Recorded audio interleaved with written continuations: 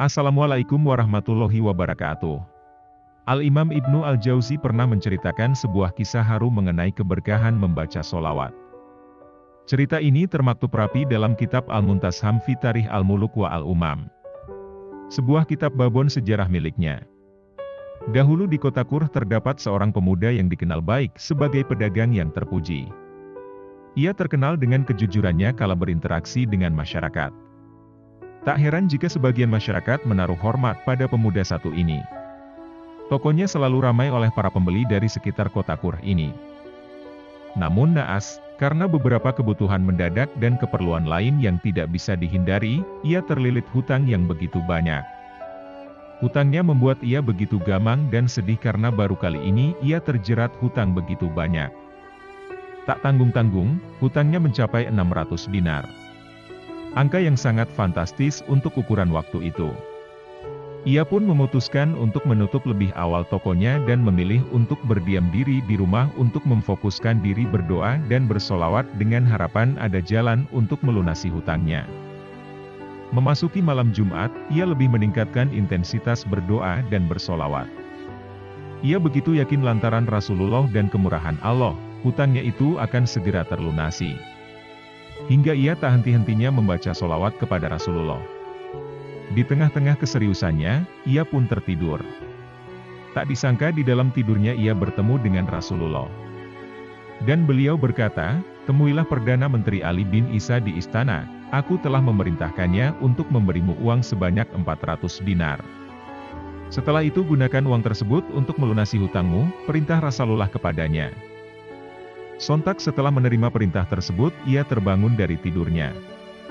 Masih begitu jelas dalam ingatannya pesan Rasulullah kepadanya. Namun satu hal yang ia muskilkan, mengapa Rasulullah hanya memberikan 400 dinar? Sedangkan hutangnya sebanyak 600 dinar. Namun, cepat-cepat ia singkirkan pikiran itu dan langsung memutuskan untuk menuju istana guna menemui Perdana Menteri Ali bin Isa. Sesampainya di depan gerbang istana, ia ragu-ragu. Berkali-kali ia melihat dirinya untuk berusaha memantaskan diri. Apa nanti aku tidak diusir oleh pengawal istana dengan penampilanku seperti ini? Gerutunya dalam hati. Hingga datanglah seorang pengawal istana yang telah ia kenal. Kedatangannya tentu menghilangkan keraguannya tadi. Dengan cepat ia temui pengawal itu dan justru pengawal tersebut yang seakan tergupuh mencarinya. "Wahai pemuda, sungguh menteri telah mencarimu semenjak sahur tadi pagi. Namun tak seorang pun yang menemuimu. Beruntunglah kini kau datang sendiri kemari," ucap pengawal tersebut.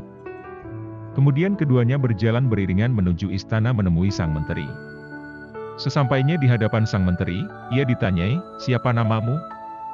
"Nama saya Fulan bin Fulan Al-Adhar, penjual minyak wangi," jawab pemuda. "Dari kota Qurh?" tanyanya lagi. "Iya," jawabnya pendek. "Syukurlah wahai pemuda, semenjak tadi malam aku tidak bisa tidur dengan nyenyak dikarenakan semalam aku bermimpi bertemu Rasulullah dan beliau memerintahkanku untuk memberimu 400 dinar. Namun setelah kucari di seluruh penjuru negeri tak satu pun ada yang mengenalmu. Syukurlah kini aku bisa bertemu denganmu," cerita sang menteri dengan wajah sumringah penuh kelegaan. Sang menteri kemudian menginstruksikan kepada pengawalnya untuk mengambilkan 1000 dinar kepada sang pemuda. "Ini 400 dinar ambillah sesuai perintah Rasulullah, sedangkan 600 dinar sisanya juga untukmu sebagai imbalan bagimu. Wahai menteri, sungguh aku tak akan mengambil melebihi apa yang telah diberikan oleh Rasulullah lewat engkau. Karena aku hanya mengharap barokah dari pemberian beliau, tidak lebih," jawab sang pemuda. Mendengar hal tersebut Menteri Ali bin Husain tak kuasa menahan tangis haru. Lantas sang pemuda hanya mengambil 400 dinar bagiannya, dan kembali menuju ke tokonya. Sungguh perasaannya kala itu sangatlah bahagia, hingga ia pun menceritakan semua kejadian dan keajaiban yang dirasakannya kepada temannya. Ia juga lantas memerintahkan kepada sang teman untuk mendatangkan orang-orang yang ia hutangi selama ini untuk bernegosiasi terkait hutangnya. Setelah mereka berkumpul ternyata mereka menuntut kepadanya untuk segera melunasi semua hutang-hutangnya. Kalau tidak mereka akan menyita toko dan menjalankannya. Karena menurut mereka ia sudah terlampau lama tidak segera membayar.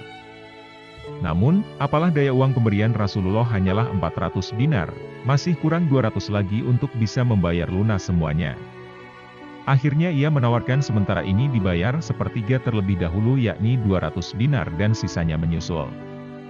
Sedangkan sisa 200 dinar pemberian Rasul digunakan untuk modal untuk kembali membuka tokonya tersebut. Akhirnya mereka semua setuju dan ia kembali berjualan minyak wangi bermodalkan uang pemberian Rasulullah.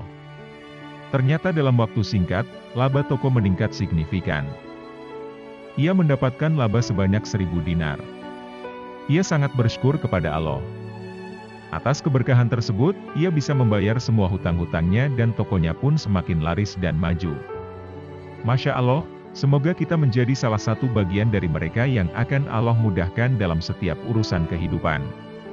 Amin. Wassalamualaikum warahmatullahi wabarakatuh.